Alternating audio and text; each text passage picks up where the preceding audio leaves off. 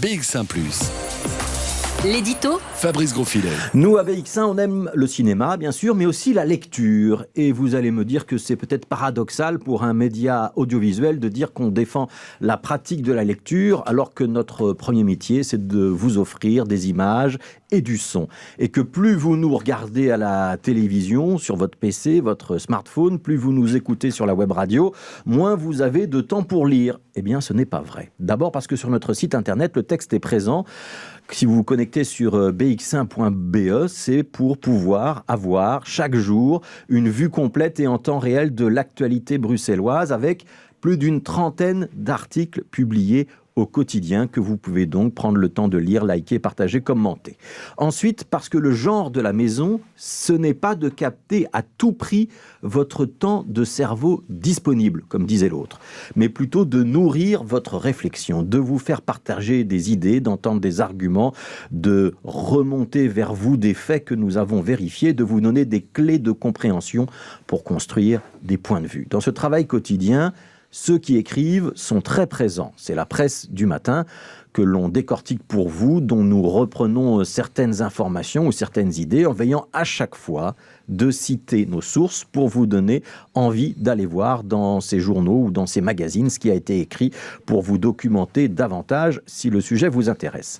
C'est aussi, dans nos émissions, la présence d'écrivains, de romanciers, de poètes, d'auteurs de bandes dessinées que nous vous invitons pour vous, que ce soit ici, dans Toujours plus d'actu ou chez David Courrier. Ceux qui écrivent sont invités à vous rencontrer pour faire connaître leur travail, défendre leurs œuvres, aider à leur diffusion. C'est l'une des missions que nous voulons défendre. Notre amour de la lecture, c'est aussi la promotion de l'écriture, quelle que soit sa forme. Et c'est aussi par amour de l'écriture que nous demandons aux auteurs ou aux acteurs qui passent dans cette émission de nous lire, à chaque fois que c'est possible, un extrait de leur œuvre. Alors, promouvoir la lecture, ça peut sembler anodin, mais ça ne l'est pas. D'abord parce qu'à l'école, seul un élève sur 4 maîtrise complètement la lecture en 4e primaire. La moyenne européenne, c'est quand même un élève sur 2. C'est l'une des matières où nous sommes très mal classés par les enquêtes PISA. Chez les adultes, une personne sur 10 éprouve des difficultés à lire ou à écrire. On parlera d'illettrisme ou d'analphabétisme selon les cas. Et ça représente, suivant la définition qu'on prend, de 300 000 à 600 000 personnes. Et la proportion est évidemment plus importante quand on s'intéresse aux classes sociales les plus défavorisées ou aux personnes d'origine étrangère. La production de livres, elle est également légèrement en recul année après année. Bande dessinée, avec de très grandes maisons belges, romans, beaux livres, on publie quand même près de 10 000 titres par an en Belgique francophone.